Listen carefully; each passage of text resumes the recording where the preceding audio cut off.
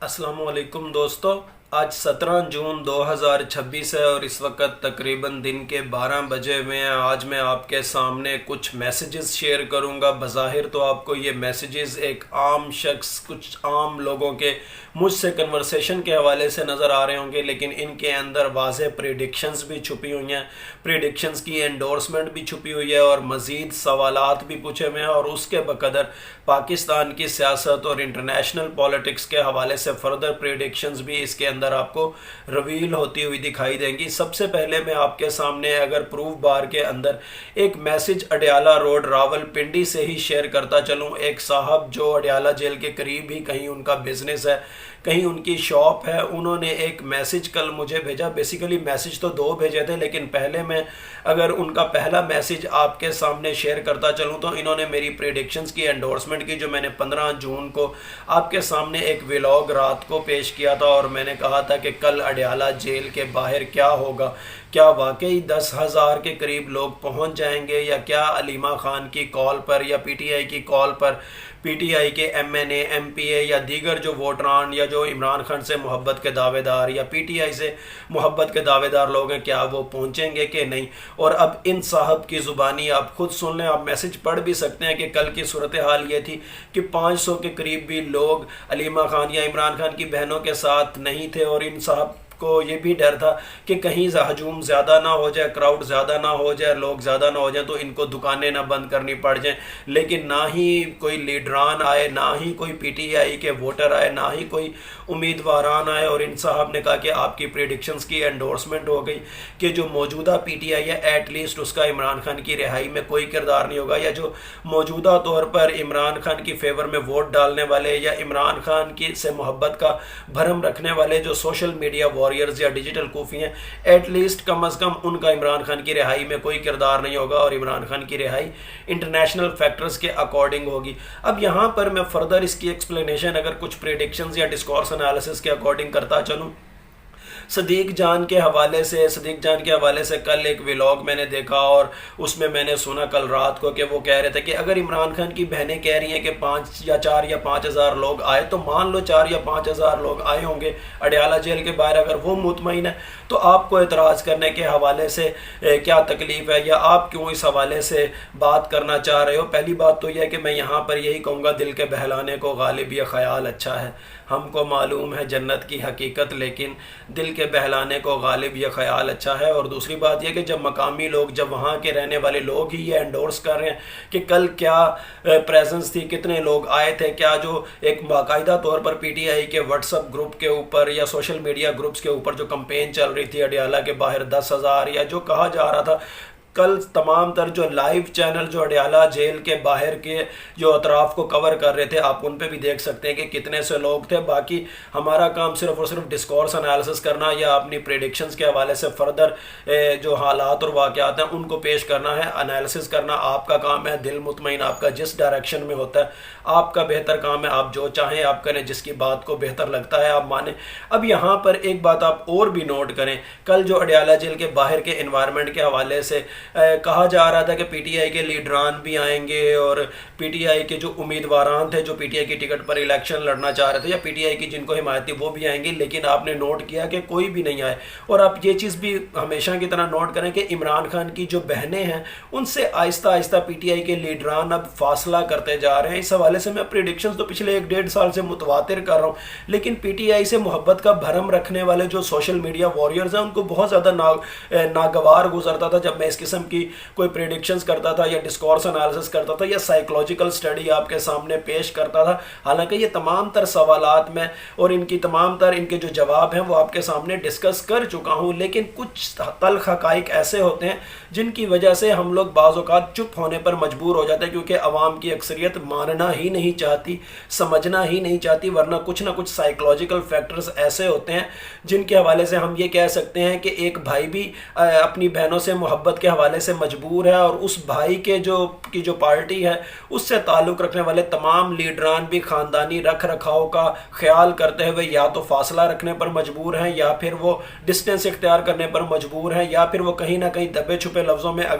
اگر کہیں سے کوئی تنقید ہو تو پھر اس کے مقابلے میں خاموشی کو پریفر کرنا زیادہ بہتر سمجھتے ہیں۔ بہرحال انہی صاحب کا ایک دوسرا کمنٹ بھی ہے جو میں آپ کے سامنے شیئر کرتا چلوں اسرائیل کے حوالے سے، انٹرنیشنل پالیٹکس کے حوالے سے، اور یہ صاحب کہہ رہے ہیں کہ دیکھیں اب واقعی اسرائیل کی نوحہ خانی بھی شروع ہو چکی ہے اور اس نے ایک جانب لبنان کی جانب بھی موو کر لیا، اور یہ جنگ جب شروع ہوئی تھی تب بھی میں نے کہا تھا کہ اس جنگ کے بعد اسرائیل خفت مٹانے کے لیے لبنان کا رخ اختیار کرے گا۔ معاہدے کے بھی اسرائیل خلاف ہے، انڈیا بھی خلاف ہے، دبئی ابو دھابی بھی خلاف ہے، بحرین بھی خلاف ہے۔ اس کے ساتھ ساتھ جب یہ جنگ شروع ہوئی تھی میں نے کہا تھا اس جنگ کا اختتام امریکہ اور اسرائیل کی کولڈ وار کی صورت میں آپ کو سامنے نظر آئے گا، اب وہ بھی آپ کو سامنے نظر آنے لگ گیا۔ اس کے بعد میں نے آپ کو یہ بھی فرام دا ڈے فرسٹ کہا ہوا ہے کہ ایران کے اندر اگر مہنگائی کے خلاف نعرے لگ رہے تھے یا آیت اللہ خامنائی کے خلاف نعرے لگ رہے تھے تب بھی میں نے آپ کو کہا تھا نومبر، دسمبر، جنوری، تب بھی میں نے آپ کو کہا تھا اصل ٹارگٹ ایران کا اسلامک رجیم نہیں، ایران کا بلوچ خطہ اور پاکستان کا بلوچ خطہ ہے، کیونکہ اسرائیل نے اب دبئی میں سپیس بنانی ہے۔ اور 12 جنوری 2025 کو میں نے پہلی دفعہ یہ ولاگ کیا تھا کہ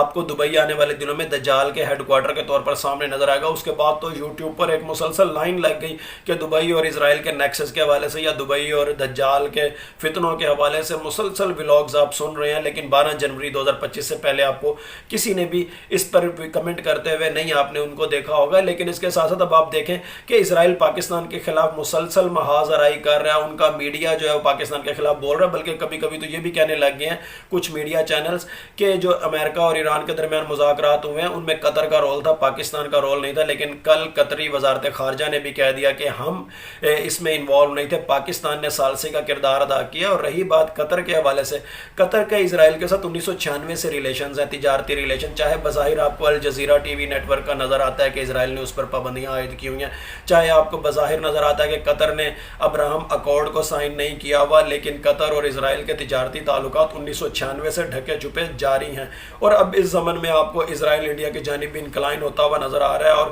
کہیں نہ کہیں دبئی، ابو دھابی اور بحرین کا بھی کردار آپ کو نظر آئے گا۔ اور اسی زمن میں کل خواجہ آصف نے بھی میری تمام تر پریڈکشنز کی انڈورسمنٹ کی کہ پاکستان اور ایران اب بہت زیادہ فروٹفل ہونے جا رہے ہیں ان کے تجارتی تعلقات، اور اس سارے عمل میں بلوچستان کو بہت زیادہ فائدہ ہوگا۔ اور آپ کو معلوم ہے کہ بلوچستان کے حوالے سے پچھلے سال سے میں متواتر پریڈکشنز کر رہا ہوں، اور پاکستان اور ایران کے 6 تجارتی کوریڈورز اوپن ہوئے ہوئے ہیں،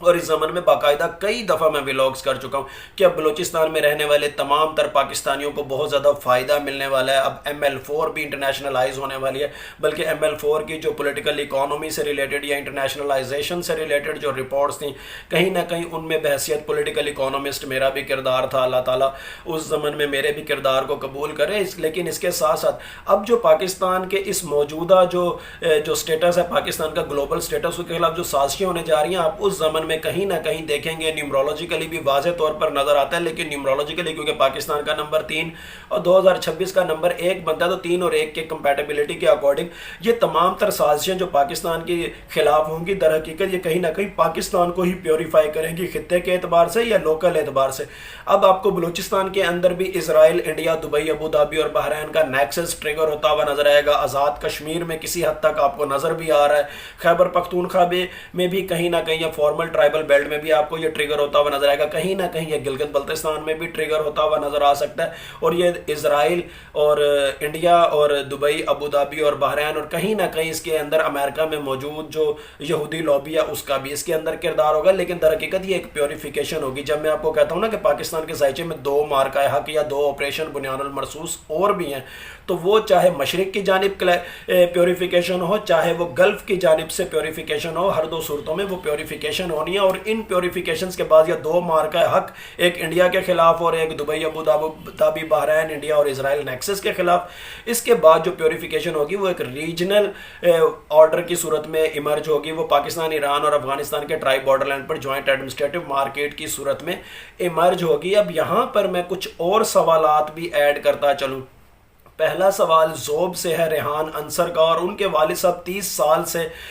ماہر نفسیات کی حیثیت سے اپنی پریکٹس بھی کر رہے ہیں، اور وہ اس بات کی انڈورسمنٹ کرتے ہیں کہ نیومرولوجی واقعی سوشل سائنسز کا ہی ایک پارٹ ہے اور یہ واقعی سائیکو اینتھروپولوجی ہے، اور وہ اس بات کو بھی انڈورس کر رہے ہیں کہ یوٹیوب پر مختلف نیومرولوجسٹ نے یا اسٹرولوجسٹ نے نیومرولوجی کے حوالے سے طرح طرح کی خرافات اور تہمات پھیلائی ہوئی ہیں، لیکن در حقیقت واقعی یہ سوشل سائنسز کا حصہ ہے اور سائیکو اینتھروپولوجی ہے۔ اور یہ صاحب مجھے اپنے والد کے بہاف پر اپریشیٹ بھی کر رہے ہیں کہ آپ یوٹیوب پر واحد ہیں جو نیومرولوجی کو as a psycho anthropology deal کرتے ہیں، اور اس کے ساتھ ساتھ انہوں نے اپنا کچھ ڈیٹا بھی بھیجا ہے۔ ان صاحب کی خواہش ہے کہ میں زیتون کا باغ لگا لوں، مجھے اولیو گارڈننگ کرنی چاہیے یا نہیں، لیکن ان کے والد صاحب کی خواہش ہے، لیکن ان کے والد صاحب کی خواہش ہے کہ ان کا بیٹا بھی ان کی طرح سائیکولوجسٹ بنے۔ لیکن بہرحال یہ تو ان کے کچھ پرسنل میٹرز ہیں، لیکن یہاں پر پہلے تو میں تھینک یو بولوں گا کہ نیومرولوجی واقعی سائیکو اینتھروپولوجی ہے، اور اس میں 1 سے لے کے 9 تک کے نمبر ہماری نیچر کو بھی ڈیفائن کر رہے ہوتے ہیں، ہماری نفسیات کو بھی ڈیفائن کر رہے ہوتے ہیں، اور اسی کے بقدر ہمارا فیوچر بھی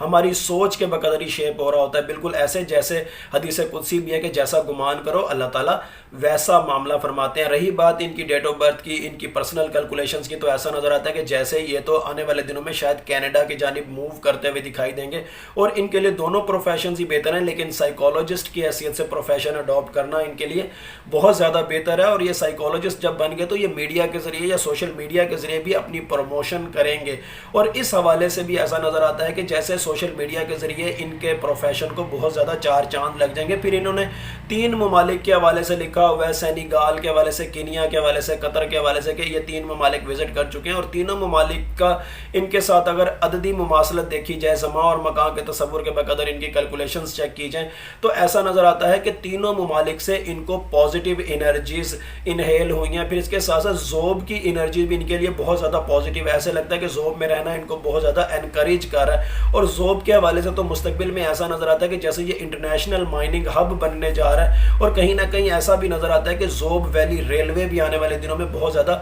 ریسٹور ہونے والی ہے، اور یہاں پر جو مائننگ کا کاروبار ہے وہ بھی بہت زیادہ چلنے والا ہے۔ اسی کے ساتھ ساتھ بلوچستان سے ہی ایک دوسرا سوال جمیل احمد کا ہے، اور وہ کولڈ سٹوریج کا بزنس کرتے ہیں، لیکن انہوں نے ساتھ میں اپنے کچھ ہندو دوستوں کا ذکر کیا۔ مستونگ کے اندر تو کافی سارے جو ہندو خاندان ہیں وہ صدیوں سے آباد ہیں، اب بھی کافی سارے ہندو خاندان وہاں پر رہتے ہیں۔ انہوں نے ذکر کیا کہ ان کے کچھ دوست ہیں اور وہ علم نجوم جانتے ہیں، اور ان کا ان کے اوپر بڑا گہرا یقین ہے، لیکن انہوں نے تقریباً 1-2 سال پہلے میرا ایک ویلاگ دیکھا تھا جس میں میں نے 60 کے حوالے سے بھی ذکر کیا تھا، غالباً اپریل 2024 میں یا اپریل 2025 میں نے یہ ویلاگ کیا تھا، اگر مجھے ایگزیکٹ ڈیٹ یاد نہیں تو میں آپ کے سامنے اس کا تھمبنیل کوشش کرتا ہوں کہ شیئر کرتا چلوں۔ میں نے اس کے اندر 60 کے حوالے سے کنسیپٹس بتائے تھے، اور ان کا نیومرولوجی ایز اے سائیکو اینتھروپولوجی میں 60 کو کس طرح سے ڈیل کیا جاتا ہے، اس تصور کو کس طرح سے پرکھا جاتا ہے وہ بھی آپ کو بتایا تھا۔ پھر اس حوالے سے 2، 4 اور 8 کے نیگیٹو امپیکٹس یا پازیٹیو امپیکٹس اس کا بھی ذکر کیا تھا۔ پھر بلوچستان سے تعلق رکھنے والے کچھ سیاست دانوں کو جن میں مثبت کردار ادا کرنے والے بھی اور منفی کردار ادا کرنے والے بھی، پھر انٹرنیشنل فیکٹرز کو بھی 2، 4 اور 8 کے اکارڈنگ میں نے ڈسکس کیا تھا، یہاں تک کہ عمران خان اور محمود خان اچکزئی کے کردار کو اس وقت بھی میں نے ڈسکس کیا تھا۔ اور یہ ربط جو عمران خان اور محمود خان اچکزئی کا، یہ تو میں ایک عرصے سے آپ کے سامنے بیان کر رہا ہوں، لیکن ان صاحب نے میری ان تمام تر پریڈکشنز کی نہ صرف انڈورسمنٹ کی بلکہ انہوں نے کہا کہ میں نے وہ ولاگ اپنے ان ہندو دوستوں کو بھی دکھایا جو علم نجوم میں بہت زیادہ مہارت رکھتے ہیں، اور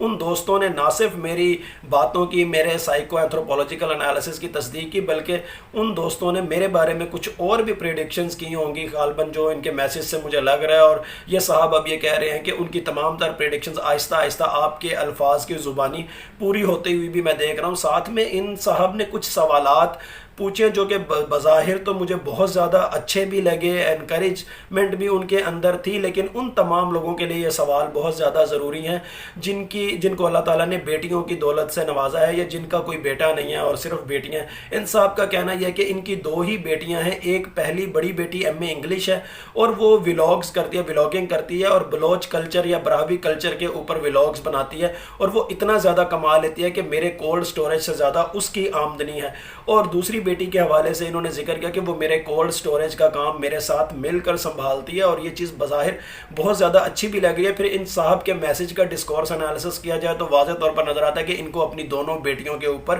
فخر بھی ہو رہا ہے، لیکن اس کے ساتھ ساتھ یہ کچھ معاشرتی عوامل، کچھ سوسائٹل الز کا ذکر کر رہے ہیں. فار ایگزامپل مستونگ میں دائیں بائیں شاید ڈرگ کلچر ہے، یا شاید وہاں پر قبائلی دشمنیاں ہیں جس کی وجہ سے ان کی وائف جو ہیں وہ عدم تحفظ کا شکار ہیں، اور وہ کہتی ہیں کہ کوئٹہ سیٹل ہو جائیں. لیکن یہ صاحب کہتے ہیں میں تو ہوٹل بنانا بھی چاہ رہا ہوں.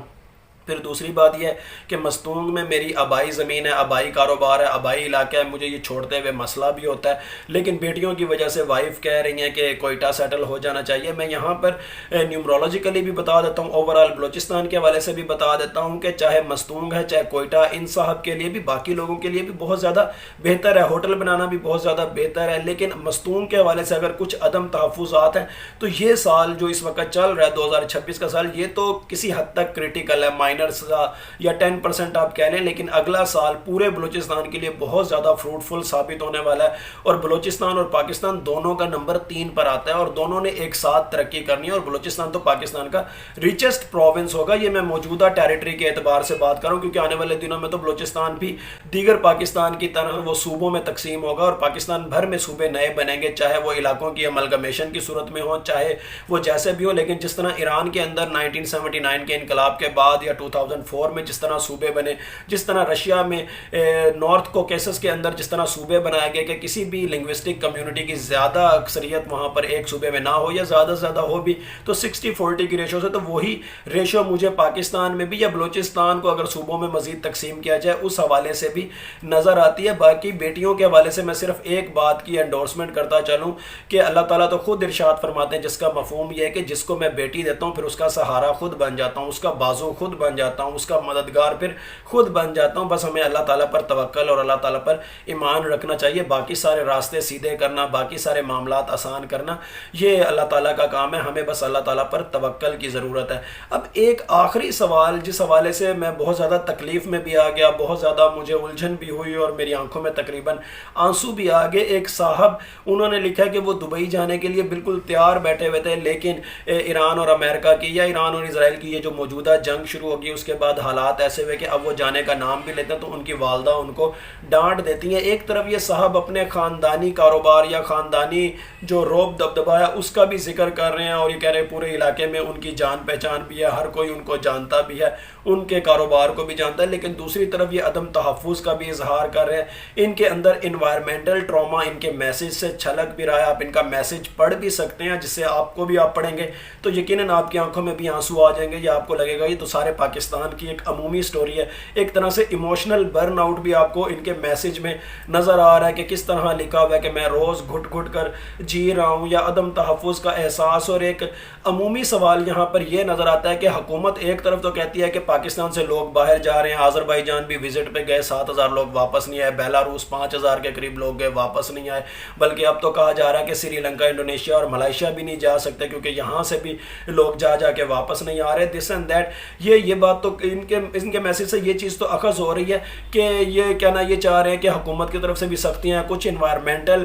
فیکٹرز ایسے ہیں کہ جن کی وجہ سے پاکستان میں لوگ رہنا نہیں چاہ رہے. لیکن یہاں پر میں جنرلی ایک بات کرنا چاہتا ہوں کہ حکومت ایک طرف تو کہتی ہے کہ پاکستان لوگ چھوڑ کے جاتے ہیں اور پھر واپس نہیں آتے، لیکن دوسرا سوال حکومت یہ کبھی بھی نہیں بتاتی کہ آخر لوگ پاکستان چھوڑنا کیوں چاہ رہے ہیں، یا حکومت یہ کبھی بھی نہیں بتاتی کہ جو لوگ باہر جاتے ہیں پھر وہ واپس کیوں نہیں آنا چاہتے. آخر وہ کیا فیکٹرز ہیں کہ لوگ پاکستان میں رہتے ہوئے نفسیاتی مریض بن رہے ہیں، لوگ پاکستان میں رہتے ہوئے ایموشنل برن آؤٹ کا شکار ہو رہے ہیں، لوگ پاکستان میں رہتے ہوئے انوائرمنٹل ٹراما کا شکار ہو رہے ہیں. ان فیکٹرز کو بھی تو حکومت کو ڈسکس کرنا چاہیے. لوگوں کی ذہنی حالت بہتر بنانا، صحت کی حالت بہتر بنانا، یہ کس کی رسپانسبلٹی ہے؟ یہ بھی تو حکومت کی ہی رسپانسبلٹی ہے، اور اگر حکومت اس کو ڈیل نہیں کرے گی تو کون کرے گا؟ لیکن بہرحال جہاں ایک طرف اللہ پہ توکل، لیکن دوسری جانب مولانا ظفر علی خان کا ایک شعر بھی ہے اور قرآن پاک کی مختلف آیات کا مفہوم بھی ہے کہ خدا نے آج تک اس قوم کی حالت نہیں بدلی، نہ ہو جس کو خیال آپ اپنی حالت کے بدلنے کا. تو ہجرت تو کرنا سنت ہے.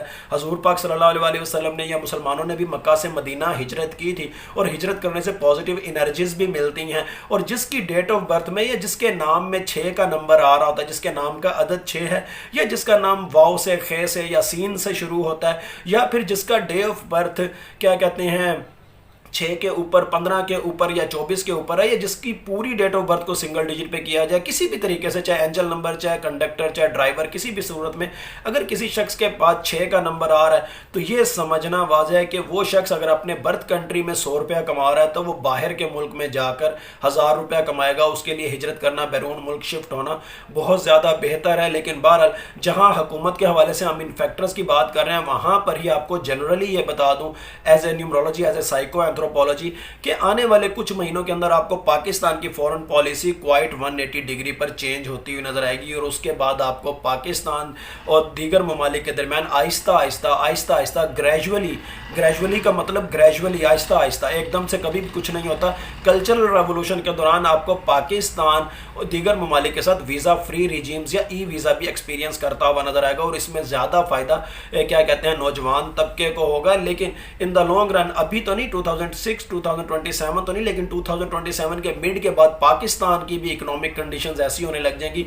कि लोग शायद बाहर से भी आने लग जाएं और पाकिस्तान का एनवायरनमेंट भी ईरान की तरह मल्टीकल्चरल या कॉस्मोपॉलिटन एनवायरनमेंट में तब्दील होना शुरू हो जाएगा और उसके बाद यहाँ भी आपको फॉरेन डायरेक्ट इन्वेस्टमेंट आती हुई नजर आएगी। लेकिन ये काफ़ी सारी इस्लाहात के बाद होगा, कल्चरल रेवोल्यूशन शुरू होने के बाद होगा और इस दौरान कल्चरल रेवोल्यूशन तो जारी रहेगा। ईरान में अगर 8 साल रहा, 3 साल पीक के थे, चाइना में अगर 3 दहाइयों पर मुहित कल्चरल रेवोल्यूशन रहा, तो पाकिस्तान में कभी भी ये ना समझें कि एक दिन में, एक हफ्ते में, या 3 हफ्तों में, या 3 महीनों में, या 1 साल के अंदर कल्चरल रेवोल्यूशन कंप्लीट हो जाएगा। दिस इज अ फिनोमिना, ये एक फिनोमिना है and it will take time. बहरहाल ये जो कुछ आपको बताता हूँ न्यूमरोलॉजिकली बताता हूँ, पाकिस्तान का नंबर 3 और 2026 का नंबर 1 या बलूचिस्तान का नंबर 3, उनके अकॉर्डिंग आपको प्रेडिक्शंस का के हवाले से भी बताया, डिस्कोर्स एनालिसिस भी किया और बाकी तमाम तर सवालात के भी जवाब दिए। लेकिन ईमान का तकाजा है, हमेशा की तरह यही कहूँ, होता वो ये जो अल्लाह ताला चाहते हैं। अल्लाह ताला चाहे तो ये सब कुछ हो, अल्लाह ताला चाहे तो कुछ भी ना हो, अल्लाह ताला चाहे तो कुछ हो और कुछ ना हो। बिलाशुबह गैब का इल्म सिर्फ और सिर्फ अल्लाह ताला की ज़ात को है। Thank you so much.